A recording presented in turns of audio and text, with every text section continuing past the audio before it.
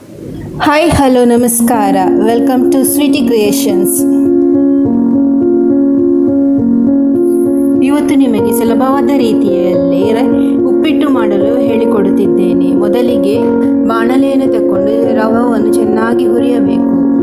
ಅದನ್ನು ಪಕ್ಕಕ್ಕೆ ಇಟ್ಟು ಒಂದು ಬಾಣಲೆಯಲ್ಲಿ ಎಣ್ಣೆ ಹಾಕಿ ಸಾಸಿವೆ, ಉದ್ದು ಮತ್ತು ಹಸಿಮೆಣಸು ಒಗ್ಗರಣೆಯಲ್ಲಿ ಹಾಕಿ ಅದನ್ನು ಕಂದು ಬಣ್ಣ ಬರುವವರೆಗೆ ಹುರಿಯಬೇಕು.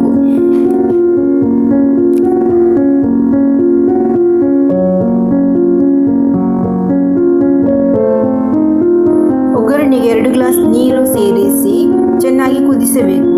ಅದಕ್ಕೆ ಸ್ವಲ್ಪ ಉಪ್ಪು ಮತ್ತು ಸಕ್ಕರೆಯನ್ನು ಸೇರಿಸಬೇಕು.